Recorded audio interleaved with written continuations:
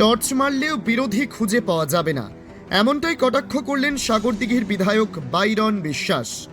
সাগরদিঘিতে বিরোধী বলে কিছুই নেই, টর্চ মারলেও খুঁজে পাওয়া যাবে না, এমনটাই মন্তব্য বিধায়ক বাইরন বিশ্বাসের। বিরোধী নেই, বিরোধী কোথায়? বিরোধী শূন্য। জন্য আমাদের টিএমসি সরকার বারবার পুনরায় ফিরে আসছে, অন্য যা চান্স পাচ্ছে না, বিরোধীরা লুপ্ত হয়ে যাচ্ছে, আর লুপ্ত হয়ে গেছে, আর টর্চ দিয়েও খুঁজে পাওয়া যাবে না।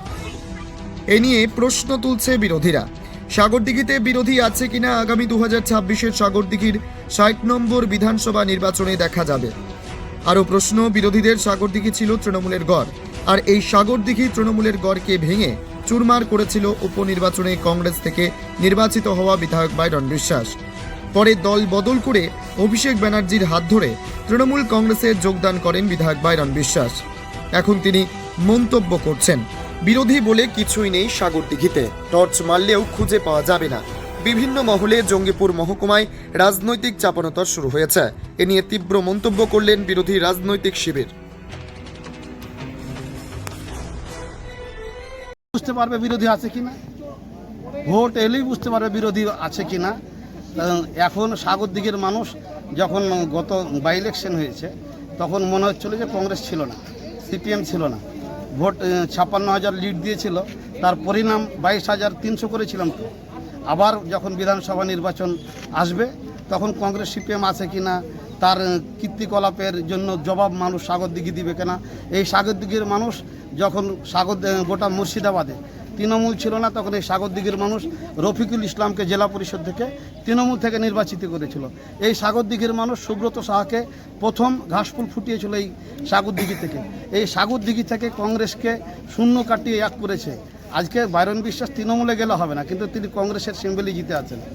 ভোট যখন আবার হবে তখন তিনি বুঝতে পারবেন। আপনার নাম? আমার নাম সাগরদিঘির বিধায়ক, কয়েকদিন আগে তৃণমূলের বিধায়ক, তিনি যে কথাটা বলেছেন যে সাগরদিঘির প্রেক্ষাপটে নাকি বিরোধীদের খুঁজে পাওয়া যাবে না। আচ্ছা, উনি কাদের ভোটে জিতেছিলেন সাগরদিঘিতে? ওনাকে কে জিতিয়েছিল? তৃণমূলের ভোটে? এখন নাই উনি তৃণমূলে যোগ দিয়ে অনেক বড় বড় কথা বলছেন। উনি তো জিতেছেন বিরোধীদের ভোটে। তাহলে বিরোধীদের ভোটে জিতার পরে উনি যদি পদত্যাগ করে তারপরে যদি আবার ভোটে দাঁড়িয়ে তৃণমূলের প্রতীকে দাঁড়িয়ে জিততেন, দিয়েই কথাটা বলতেন, তাহলে ওনার মুখে এটা মানাতো। কিন্তু উনি জিতে দল পরিবর্তন করলেন। এখনো তো পরীক্ষা হয়নি সাগরদিঘির ময়দানে, পরীক্ষাটা হোক না। পরীক্ষাটা হলে বোঝা যাবে বিরোধীরা আছে কি নাই ওখানে, বিরোধীদের দূরবীন দিয়ে দেখা যাচ্ছে কি দেখা যাচ্ছে না। সাগরদিঘি বিধানসভায় প্রথমত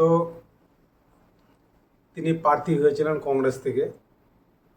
সাগরদিঘির মানুষ, জনসাধারণ, সেখানে ত্রিমুখী লড়াই হয়েছিল, কংগ্রেস, তৃণমূল, বিজেপি।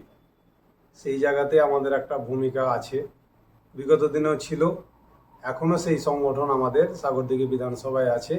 তিনি যেটা বলেছেন এটা ভুল বলেছেন, কেন তিনি প্রথমত কংগ্রেসে ছিলেন, তারপর তিনি নিজেই স্থান ঠিক করতে পারেনি, আবার টিএমসিতে চলে এসেছেন। তো সেখানে টিএমসি গোহারা হয়ে হেরেছিলেন। সামনের দিনেও টিএমসিতে যদি তিনি সেই ভূমিকায় থাকেন তাহলে সেই বিধানসভায় তিনিও হারবেন।